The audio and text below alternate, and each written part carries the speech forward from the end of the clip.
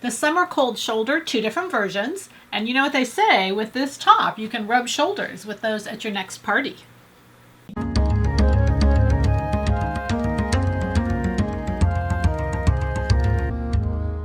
So today, we're going to completely annihilate the cold shoulder. You know, it's everywhere. It is really just everywhere. So I'm going to do 2 versions. And I love both of these versions, and I don't really like the cold shoulder, I've told you that, but I really like both of these. So this is going to be really fun. The first one I did, and I have it on, and I'll explain to you how I did it. But first I want to show you the second one, because it's all in the sleeve. So for the second one, I'm using, this is the blue one. I'll call it the blue one and the green one. The blue one, I'm using pattern 195. You all know it, you love it, yada yada. You've made it a million times. So I've cut out the sleeve and I've folded it in half. So what you're going to do is you're going to cut off everything from the notch above. And that's your cold shoulder. But then what I loved about this is there was increments. And the next thing I'm going to do is I'm going to make it a 3/4 sleeve. So I'm going to cut that off too. And remember, I'm doing both sleeves at one time, so it's not a big deal. So now I've got 16 inches left between these 2 points. Come up here where we can see a little bit more. I've got 16 inches left. I go 20 to 36. I want 4 total rungs. So what I'm going to do, and this is going to be hemmed, I'm going to cut in all to about 1 inch away. And I'm going to just cut that off. And then I'm going to do it again. I only want 4 of these bands. It doesn't matter where they are. I'll show you where I'm doing it just so you can. I did 2 inches up and then I cut out 1 inch. And then I did 2 inches and I cut out 1 inch. And then I'm going to do more like 3 inches. And then cut out 1 inch. And then I have about 4 inches left to the top.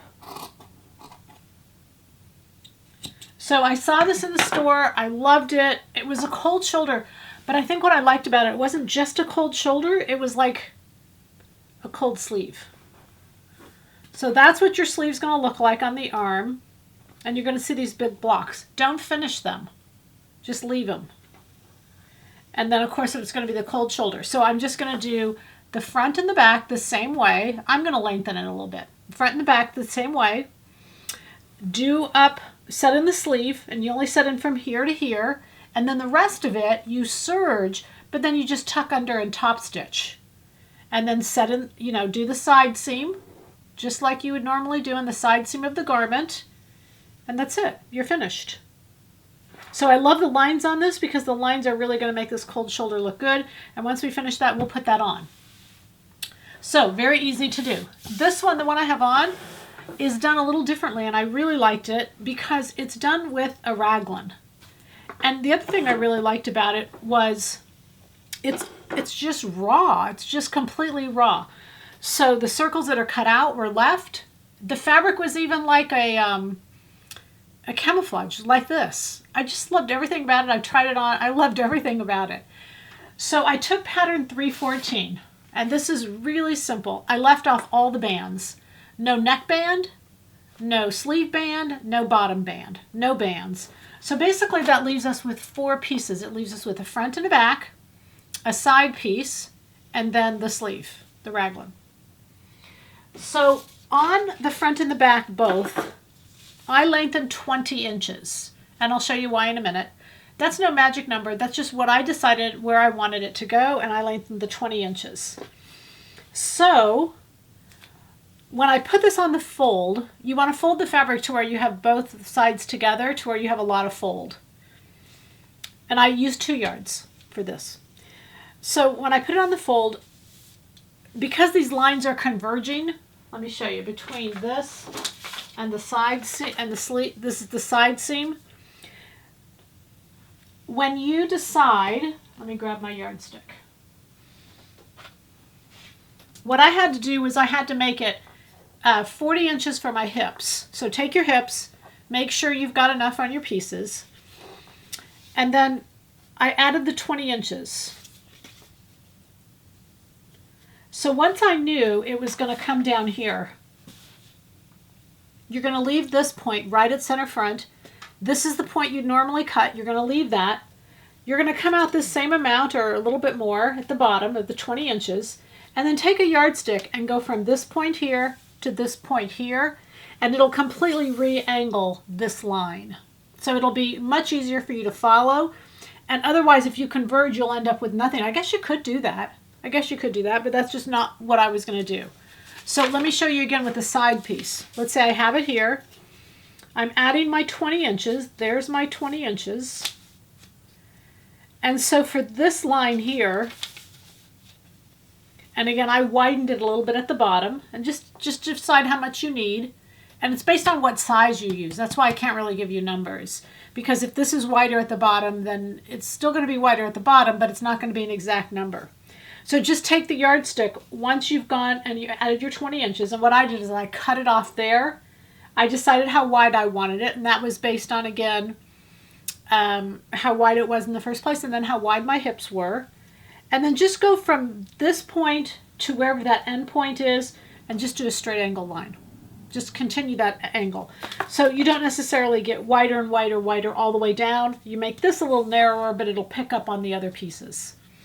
Okay, so it's all styling. It's totally your choice as to how you're going to do it.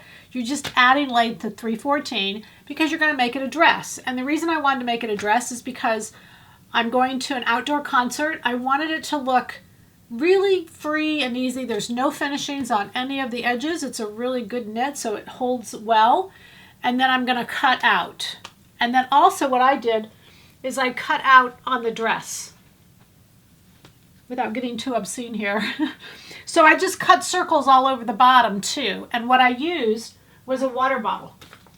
So I stuck a water bottle. I folded my sleeve in half. I traced half the water bottle with like a marker. And then just cut out both layers. And that water bottle made a really good size. Okay, and there you have it. So, put it on, and I put a pin at my shoulder. Don't cut it at first. Put a pin at your shoulders, and then another one, another one. So you've got 3, and you can have obviously as many as you want. I made it a 3/4 sleeve with 3 because that's what it was in the store, and I liked it. So put a pin in the middle, and then you can put your little water bottle on there and draw. And then I flipped it and did the other side. And again, what I like is there's so much control. You can do where you want it, when you want it, how big you want, how little you want, how much you want to show, how much you don't want to show. I think this would be awesome too in a long dress. I think it'd be adorable in a long dress because it's got all, like I said, it's got all the holes across the bottom. Or, you know, even if I decided to wear it with a pair of capris or something, I think it'd still be cute with those holes across the bottom. I really like that. Okay, so we've got number 1 in a raglan, the cold shoulder in a raglan, so there's no seams. You don't go through any seams. That makes it really fun and easy. All raw edges, nothing finished, very simple to do, quick, very simple and very quick. And then I've got this one, which is going to be more like a little bit of a ladder sleeve, but very simply done. Again, raw edges, sweater set front and back, and I'm going to go make that, and I'll be right back. All done. I just really like my new top. The cold shoulder, the summer cold shoulder, like I said, they are everywhere, but I love that you can just do it however you want.